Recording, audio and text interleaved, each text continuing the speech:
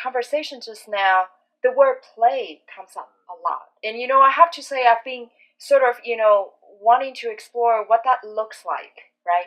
In your work, in your daily life, in what you did as executive director, and now as a teacher teaching drama to elementary school kids. Like, what does that look like? And, how do you feel around all of that? When a class goes well in school right now, if you were to walk in and watch, try and identify why it's going so well, you would see, you would feel a great sense of playfulness. You would see the children playing. Yeah. But the playing for them in that way is like really serious work, right? Yeah. But they are having fun by exploring a dramatic idea, like a relationship. What's it like to explore a relationship between two people in an improv situation, to understand how people think and feel. Role playing. I think we've all sort of done that in one form or another. Yes. And if you were to come in when a class wasn't going well, you'd see kids kind of disengaged and something trying to be taught and kind of not forced on them, but even just sort of like offered to them. Yes. Here's something you need to learn. A spoon-fed thing. And if they're not interested in it, then they just sort of, they go, Or they take it because they've been conditioned to go, oh, this is why I'm here, so I need to remember this for a test or something like that. Yes. And so when I'm having a good day, I'm, and it's a lot harder than I thought it would be to be playful.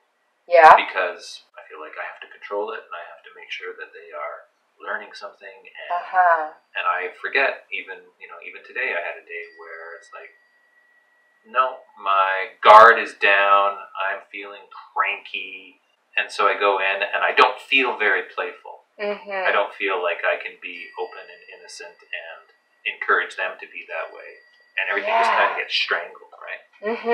So that's that sense of playing with an idea, playing with each other. Yes. Which is different from them having free time, right? Because we always stop everything, go outside for 20 minutes so they can run around and play.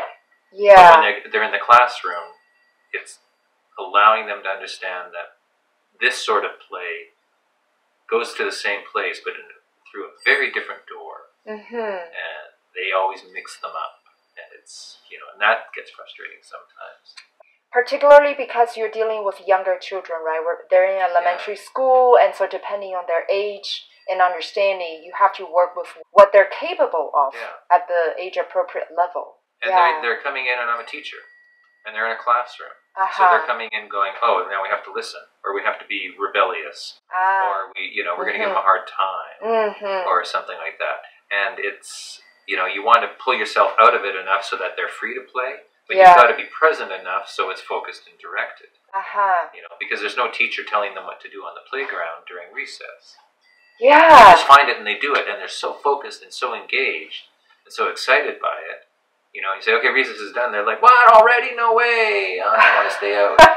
And then you bring them back in and you try and recreate that in a classroom, and when it works, it's brilliant. And when it doesn't work, it's hard. It's like draining. So I'm picking up a few important pieces here from your experience. Just like you were saying, on good days, or at least you're always reminding yourself that when you walk in there, even though it looks like a classroom as we imagine it to be, and even though your role is that of a teacher, you're really wanting to be present and still allow them freedom to do their play. And that play is through the drama that you're sharing, but without forcing them to say, oh, this is how it is, A is A, B is B, 1 plus 1 is 2. You're actually letting them explore, but you're present there so that they can come to you if they have questions or for guidance. Correct. So that's one piece. And then the other one is, especially when you said if you're not having such a great day and yet you go in and you're trying to be present and it becomes difficult. I wonder, what is that you have been able to find yourself to do to help yourself to, that self-care, especially for teachers? I find that with social workers as well, but, being a teacher too, what are the things you do to help you take care of yourself so that you feel re-energized, each day that you go in? I don't know. Yeah. It requires a lot of mental preparation. Mm. And if I don't take the time to do that, and I mean like stopping and going, I am going to be playful today. Mm. I am going to accept the fact that, this 10-year-old boy has trouble focusing. Mm. I'm not going to take it personally. Mm-hmm. I am going to meet them where they're at and inspire them and encourage them to explore something. Like, I have to give myself that pep talk. Yeah. Every day. And if I don't, like today, then it's just like it just falls apart. It's just a lot of resistance and tension. It feels gross. So it's like every morning before you step into that school or that classroom, you're setting an intention for yourself. Yeah. On how you want to show up for your students. It's a lot like the acting process. Mm. So when I was an actor, when you come into a rehearsal, you've got to have made some choices. You've got to be starting from someplace. Mm-hmm. And you've got to be prepared to throw those choices out because you're interacting with other people. Mm-hmm. It is a collaborative process. Yeah. You're not doing it on your own. If you come in with nothing going, well, there's no point in planning anything or making any decisions or having a point of departure because it's all going to change anyway, then it doesn't work because then you're not bringing anything to that collaboration. Yeah. So, you always have to make your choices in pencil with an eraser because you've got to cross them out and change them. So it's the same thing with this. If I think, I don't really need to prepare that. Yeah. I know what I'm going to teach. Then they come in and I'm not warmed up. I'm not ready. I'm not receptive.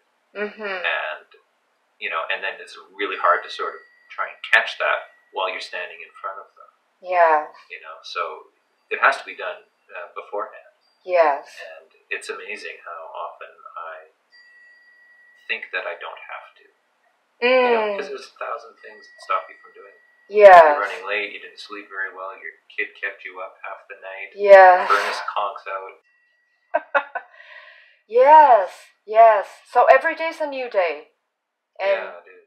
Yeah, and so gotta sort of putting yourself in that space, like you're saying, it's easy to talk yourself out of doing that preparation, and yet it's interesting, you haven't been acting per se for this many years, and yet as you are in a teaching role and facing your students on a daily basis, you actually draw back to those experiences from acting and reflect on how would you like to show up for each of the day or each of the scene or just each of the reality, I suppose. Yeah, you have to be prepared. Mm-hmm. Wow, fascinating. Barry, thank you so much. This has been super fun as we're talking about play and all of that. Thank you.